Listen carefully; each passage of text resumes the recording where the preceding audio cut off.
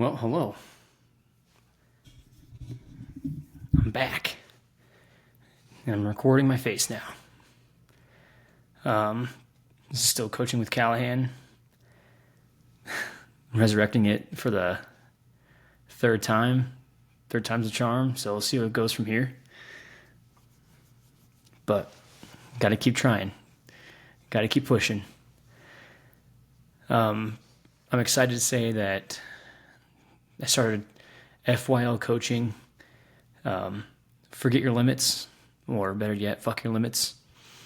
I'm really just going to pursue this as the dream, I guess, Really going to make the most out of it. Really want to coach people. Really want to help people. Motivate the hell out of people. Get them from point A to point B as quickly and as efficiently as possible. And really just kind of be an example for, at least set the example for everybody of what you can do with your life. And yeah, just go over a lot of things. I promise I'm not going to be this calm or mellow. I'm a lot more energetic than this, but it is late at night and I'm trying to get the ball rolling again. So you'll see more energetic Shane, I'm sure, coming soon.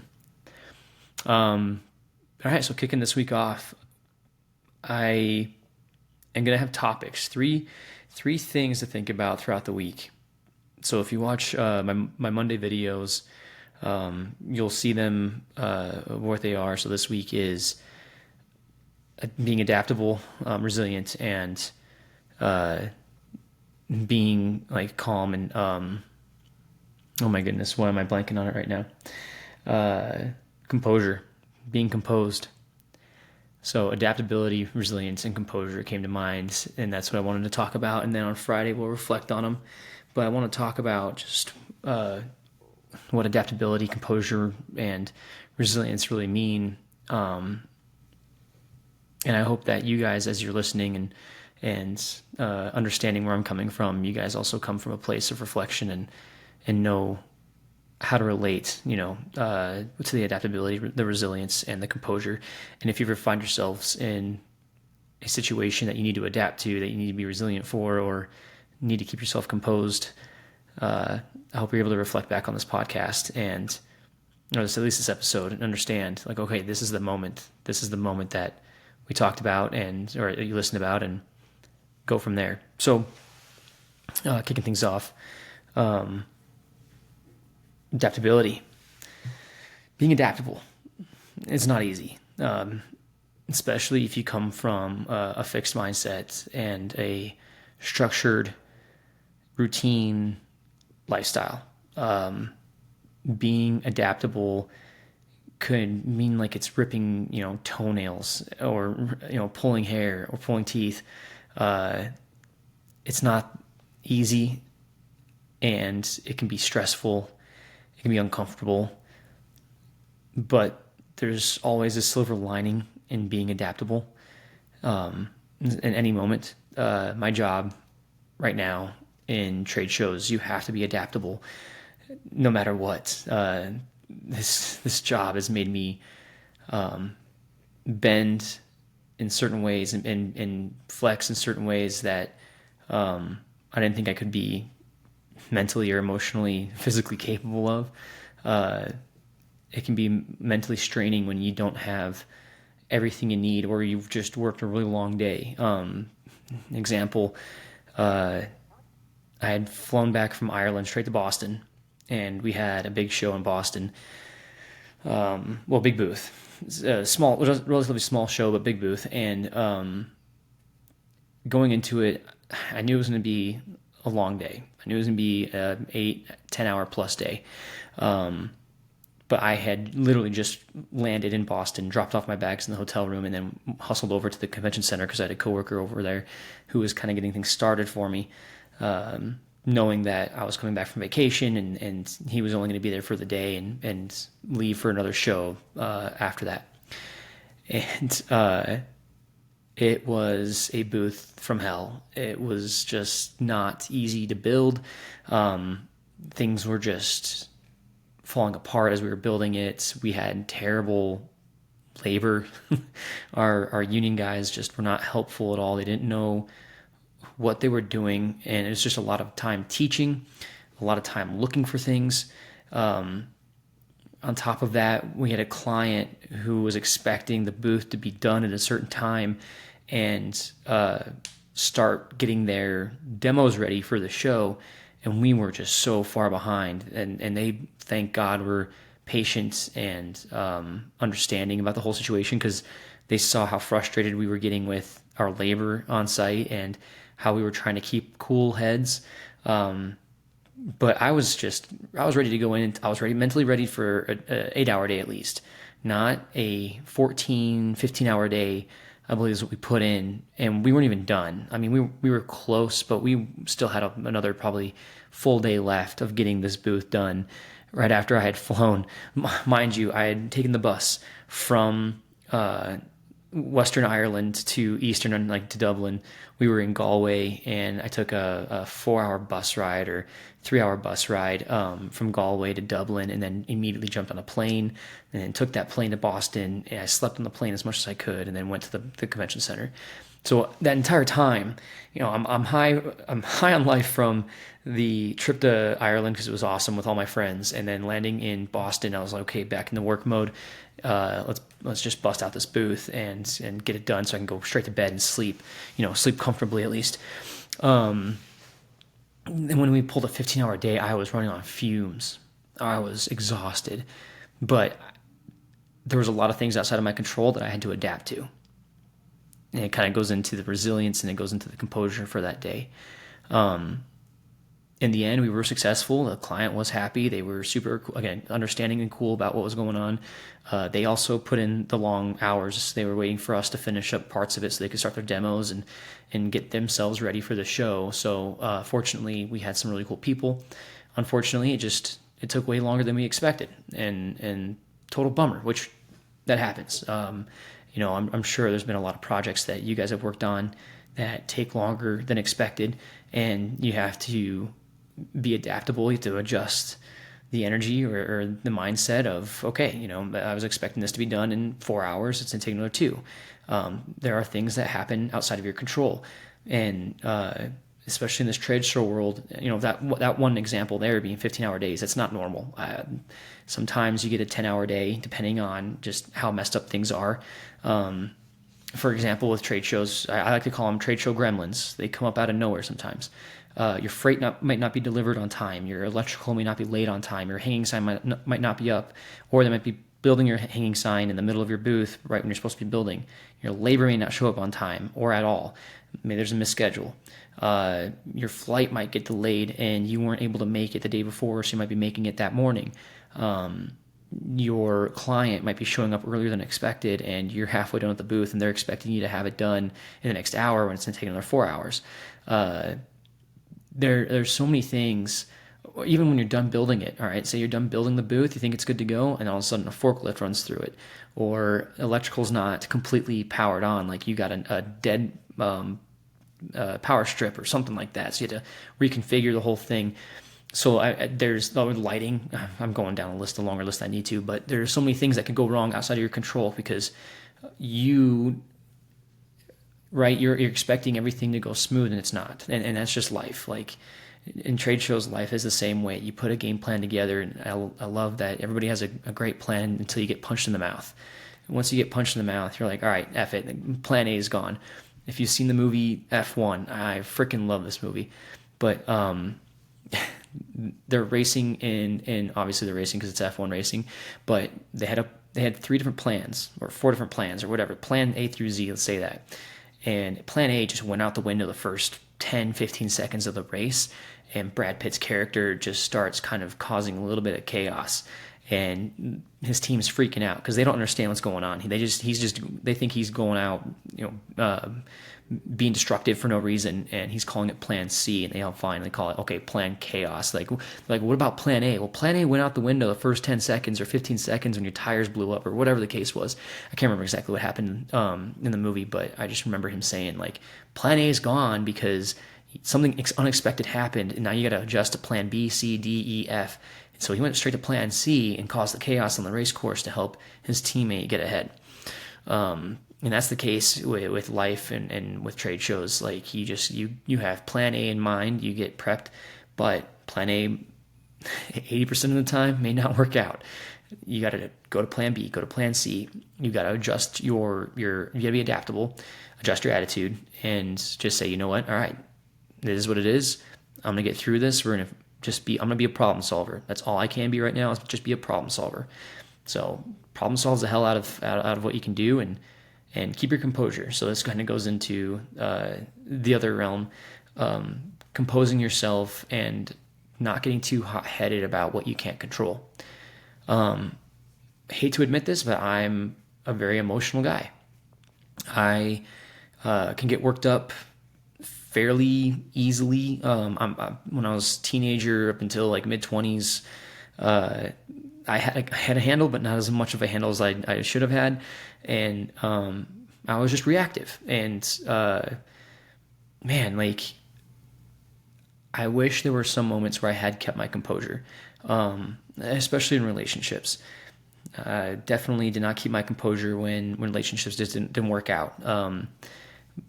I would absolutely go the wrong direction, and just made it more of a burden on myself than I should have made it on myself, right? I know now, being fucking 31, I've learned now, like, how important it is that, like, composure, especially when other people are watching you. Setting that example, or like setting the standard of when shit hits hits the fan, you're keeping your composure, you're keeping your emotions as low as possible. There are moments where having an emotional reaction is necessary, but it's very, very rare to have a high emotional reaction to a situation. Let's say 99% of the time, you need to keep your head and keep your composure, and make sure that no matter what is happening, whether like you're being extremely successful or you're just getting your ass kicked, you keep that composure, because again, you don't know who's watching, and you don't want to embarrass yourself. It's the last thing that you would want to do to yourself, and you don't want to embarrass your team, you don't want to embarrass your job, or anything like that. But more importantly, like, you don't want to have this essence that you're going to lose control over stressful situations. If you want to be the guy that people count on, you keep your composure. You just, no matter how shitty it is, you keep your composure. You keep your head, and you're a problem solver. Problem solve how to get out of the sticky situation that you're in. Figure out, okay, what's the next move I need to make? How do I need to adjust my attitude? If you need to go for a walk, take a quick walk. Go take a breather. I've done that now, where I will step outside and I will breathe, just like take some deep breaths, some box breathing, and chill out. And I have to remind myself it's okay. It's not a big deal. I'm not perfect. Again, I've had my freak out moments. I've called my parents. I've called whoever I was in a relationship with, like my current girlfriend right now. I'll vent to her. I'm better at venting about things now than I was in the past. But and thank God she's a great listener. She fucking love her. She's great at understanding and pulling in from my perspective, and also being opening to other perspectives. And so whenever I'm back in a stressful situation, I'll try to expand my perspective to a different perspective, and keep the composure in that sense.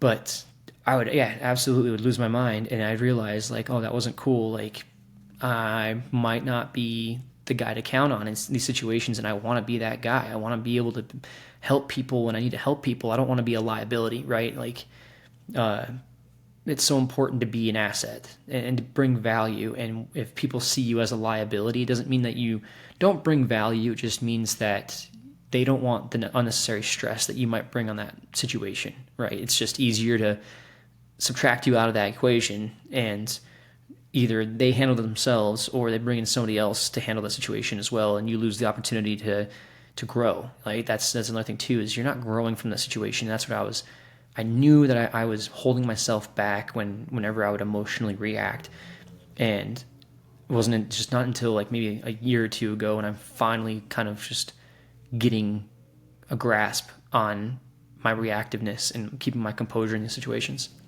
And it's just another level of maturity. It just shows maturity and like the mental maturity and growth that you're able to handle those kind of situations. Like your emotional EQ or IQ. Emotional IQ is what. It's an important thing. I don't think people think about that enough. I can't recommend when it would be good to be reactive. Maybe in self-defense, if you're being defensive physically and somebody's coming at you hard, be emotionally reactive, right? You want to be explosive and defend yourself in that case. But no situation, if it's not life-threatening, it does not need an emotional reaction.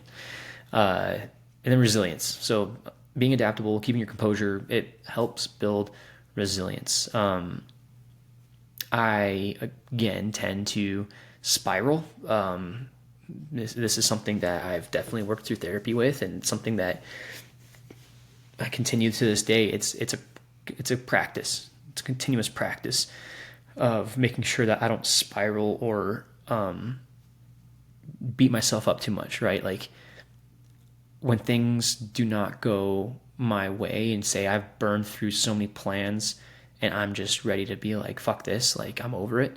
I have to remind myself like these are character building moments. That's every downfall is a character building moment that I've just kind of have to remind myself.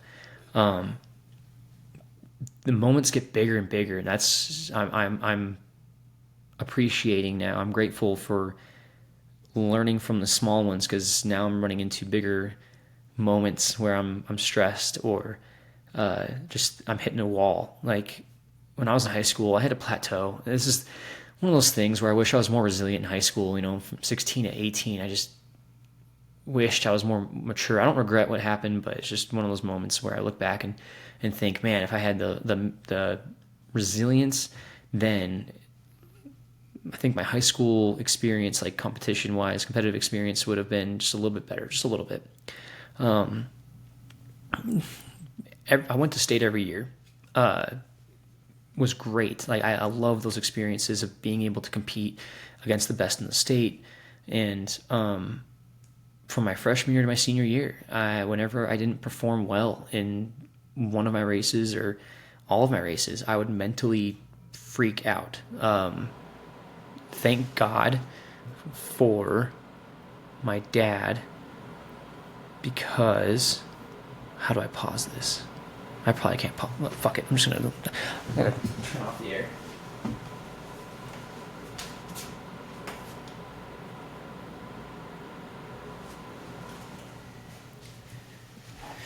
All right, I'm back. Okay. Yeah, you see that? I drink and I know things. Trying to know things. Thank God for my dad. He was a great listener. I would cry. Like I would go back to the locker room and just cry to him and say, this sucks. You train a whole year.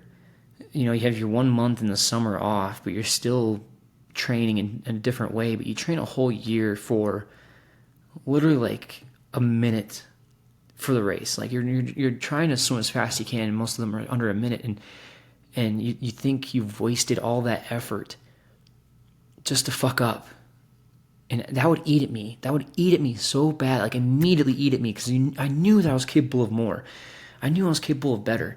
And because I didn't get the times that I wanted or what I was expecting, or because I messed up, like I spent weekends. I would train almost 7 days a week. As we got closer to region and state, I would go to my coach and train with her.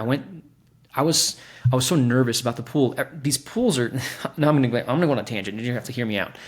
These pools were 25 yards, but for some reason the BYU pool felt off. I had my swimming down to a science in my head that my body positioning, like the muscle memory was just peak. Like it was on point. And every time I flipped into the wall, my feet would land at a certain spot, and I would always know where that spot was. But for some reason, the BYU pool, my feet landed a little bit higher than normal, and I could not figure out why. And I don't know if it's because, and this is my theory, hasn't been proven yet, we've been swimming at 25 yards, and the BYU pool might be 25 meters. Because my feet would only be off by like inches, right? Shane, what's the big deal? You gotta tuck more. That's not the point. My body, like my muscle memory, my body was so comfortable, and I was so just on point with my turns. Every pool I've been to, except for the BYU pool, I don't know why I keep doing that, but whatever. I would land naturally and perfect. It would always be perfect turns, because my turns were my strength in swimming. Like the faster my turns, the better I was going to get ahead. And I just had those dialed in. And I went to the BYU pool my senior year, and I'm like, I'm not going to fuck up these walls anymore, because my freshman and junior year, every time I did a flip, my feet would land high, or something would happen. So I went to the BYU pool and trained maybe 3 times in the water to get used to the distance, like just to be comfortable with it. And lo and behold, my senior year, we get to state, and my feet, like, sorry, when I was practicing that pool, I could still feel the difference. Like I knew like something was off about the water, like or not the water, the distance, the walls. And I would try to adjust. I was like, okay, I need to turn faster here. I need to, crunch in more here. There's so many other things that go into play. Like once you're used to flipping the way you are, the way you do, you feel so off doing anything different. And then all of a sudden, my whole freaking psyche was off. So anyway, I'm racing, and I fucking flip, and it's the first wall. I went too high. My feet landed just below the surface of the water, and because of that, I went deeper into the water, and that significantly slowed me down, because I'm dolphin kicking hard. I have to come back up to the surface. Luckily, streamlining isn't that resistant, so I wasn't fighting too much, but I spent more energy trying to get up, like oxygen, right? Spent more oxygen under the water, trying to get back up and stay in the position I was in. The third turn, so that was the first turn. Second turn, I did okay. I flipped just fine. All right, perfect. Back, like I'm still in this. The last turn, the third one, feet too high again. And I was like, okay, fuck this. I'm coming up immediately. So I streamlined enough to get me up. And I just, like, I knew that lost me my position, or potentially lost my position. And I was swimming so hard. I was like, fuck, like I'm going. And I could feel my drag holding me back before I got to the wall. Like I just felt like the swimmers next to me, because they were right there with me, I could feel them sort of hold me back. And I was like, damn it, if I hit these turns better, I would be like slightly ahead of them. I wouldn't feel this drag. And so I'm wailing my arms, and I'm fighting like hell to get to that last wall. And I finally get to the last wall and touch it, and thank God I got first. Like I was gonna freak the fuck out if I didn't get first place. That was something that I struggled with, was being resilient in those moments of like, well, I was resilient in those moments. Like I fought like hell while I was in the water, but mentally I was freaking out. I was pissed. I didn't understand why I was messing up so bad. So I recovered. I got first. Like, why are you complaining? But I could have done so much better. Those are the things that, like, yeah, I'm happy that I got what I got. Like, I was excited. It was my first time I won state for that race, and it was great and all. Like, I made the most of that experience. But I just wish that I nailed those turns better than what I did, and just was happier with my results. Like I just didn't. I don't know. Just didn't perform well. So I wasn't resilient in those moments, and I wish I was, because my coach would always just kind of threaten me and be like, I'm pulling you out these races, because I was just mentally gone, and I'd be upset. And like, I get it, I was not being a good leader. I was not being a good encourager. Like, I was on the deck encouraging as much as I could, but I was just so in my head. And I still am. That's something that I just have to continuously practice on, being resilient in these hard moments. I wish I could tell you more about what's going on currently, but we'll leave that for later. Another talk. But just working hard to keep a positive mindset sucks sometimes. I shouldn't say that like it's not an all-time thing. It is hard. It's difficult to be positive and to have an outlook that things will get better. It's difficult. Sometimes you just want to think like, okay, this is my reality. Like, you want to just accept it and say, you know what, fuck it. Like, this is it. This is what it is. It's not always the best way to go. I have a lot of those conflicting thoughts. It is challenging, but I keep reminding myself that this is a dogfight. We're all going through shit. We're all going through whatever the difficulty is. It's always going to be a dogfight, right? It's you versus you, you versus life. Whatever you want to say it is. Right now, it's me versus me plus me versus life. Like, it's a trifecta at the moment, and it's okay. Like, you'll get through it. You will get through it. I'm getting through it. Just keep pushing forward. That's just what kind of my motto is. My dad's just kind of instilled that in me. Is just keep moving forward. Keep your head down. Keep moving forward. It's not going to feel like a sprint. It might feel like a crawl. But opportunities are out there. And so that's where being resilient, keeping your composure, being adaptable, when those opportunities come, oh, buddy, you'll be able to fucking grasp that shit by the horns, and you'll fucking ride that thing out of here. But it is difficult. I have to acknowledge that. And it's okay. We're all going to make it. We're all going to make it. And that's what I love about this. So I want to coach. So I want to coach people. So I want to motivate them. Because I have a lot of internal dialogue that I have to get going on me, and might as well share with the world, right? So when you hear these podcasts and in the future, and you see these videos, and you're wondering like where it's all coming from, it's me talking to me. And that's where I want to share it too, because everybody's going through something, and this is my way of helping give back to the world.